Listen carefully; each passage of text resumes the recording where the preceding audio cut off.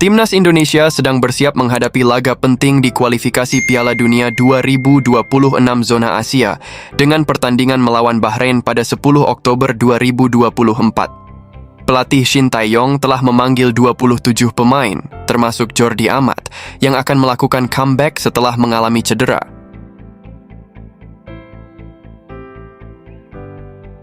Dengan pengalaman dan kualitas yang dimiliki Jordi Amat, kehadirannya di lini belakang bisa menjadi kekuatan tambahan bagi tim. Pertandingan ini menjadi krusial karena hasilnya akan mempengaruhi posisi Indonesia di grup C. Selain Bahrain, Indonesia juga akan menghadapi Cina pada 15 Oktober 2024, sehingga persiapan dan strategi yang matang sangat diperlukan. Prediksi line-up kemungkinan akan menggabungkan pemain-pemain kunci yang telah tampil baik di laga-laga sebelumnya, dan pelatih kemungkinan akan menerapkan formasi yang seimbang antara menyerang dan bertahan. Para penggemar berharap timnas bisa tampil maksimal dan meraih hasil positif di kedua pertandingan tersebut. Dalam formasi 3-4-3 yang diterapkan oleh Shin Tae-yong, tampaknya Jordi Amat tidak dimainkan sebagai bek tengah. Trio Mace Hilgers, Jay Idzes, dan Rizky Ridho kemungkinan besar akan menjadi pilihan utama di posisi bek tengah. Ketiga pemain ini memiliki kombinasi pengalaman dan kemampuan yang baik dalam bertahan, serta bisa membantu transisi cepat ke serangan.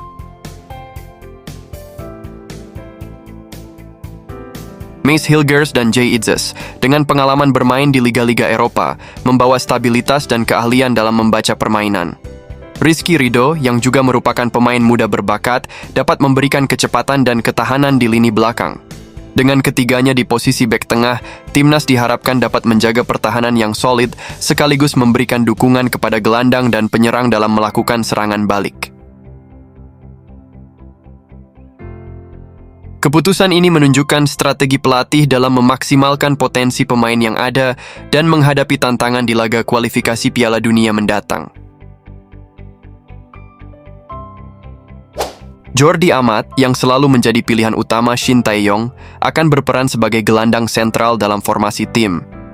Dengan pengalaman dan kemampuan bermainnya, Amat diharapkan bisa memberikan kontribusi signifikan dalam penguasaan bola dan distribusi permainan.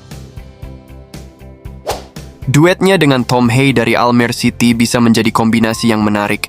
Meskipun Hae belum menemukan tandem ideal di lini sentral, kehadiran Amat dapat memberikan stabilitas dan kejelasan dalam pengaturan permainan. Amat memiliki kemampuan defensif yang baik dan juga bisa membantu dalam serangan, sementara Hae dapat berperan sebagai pengatur serangan yang lebih kreatif.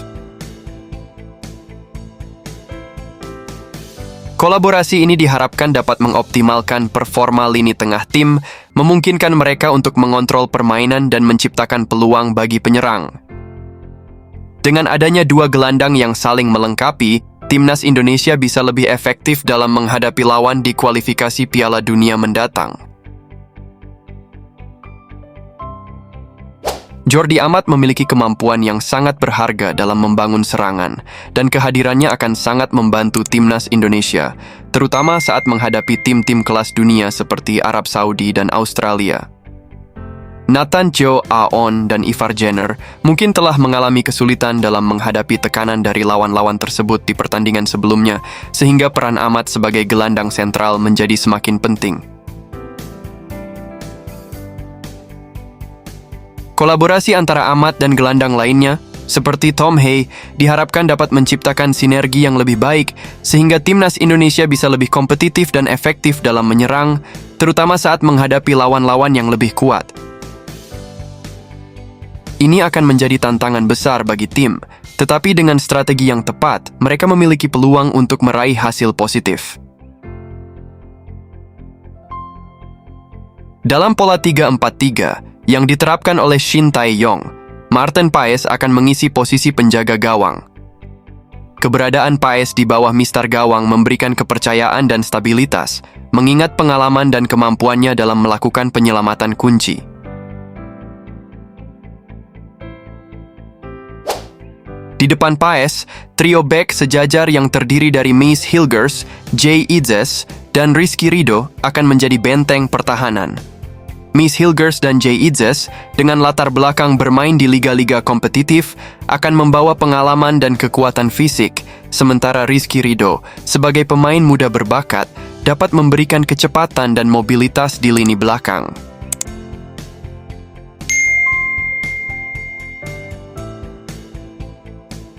Dengan formasi ini, diharapkan timnas Indonesia dapat mempertahankan pertahanan yang solid sambil tetap memiliki kemampuan untuk melakukan transisi cepat ke serangan. Ketiga bek tersebut juga harus mampu berkomunikasi dengan baik untuk menjaga konsistensi dan mengantisipasi pergerakan lawan, terutama saat menghadapi tim-tim yang lebih kuat.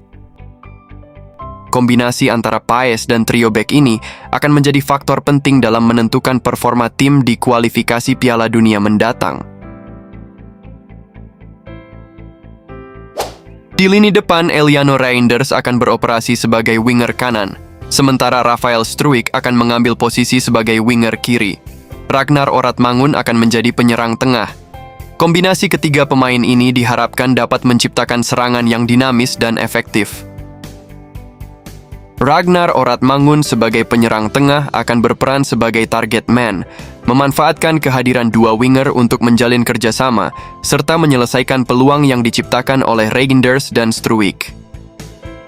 Kemampuan Oratmangun dalam mencetak gol dan berkontribusi dalam permainan tim akan menjadi kunci untuk meraih 3 poin dalam pertandingan. Dengan perpaduan ini, timnas Indonesia diharapkan mampu menampilkan permainan menyerang yang efektif, memanfaatkan kecepatan dan kreativitas para pemain di lini depan untuk mengatasi pertahanan lawan dan menciptakan peluang yang mengarah ke gol. Berikut prediksi line-up Timnas Garuda Indonesia versus Bahrain. Timnas Garuda diprediksi akan menggunakan formasi 3-4-3 dengan susunan pemain. Kiper atau penjaga gawang, Maarten Paes. Bek atau pertahanan, Mace Hilgers, Jay Idzes, dan Shane Patinama. Tengah atau gelandang, Sandy Walsh, Tom Hay, Jordi Amat, dan Calvin Verdonk. Depan atau penyerang, Eliano Reinders, Rafael Struijk, dan Ragnar Oratmangun.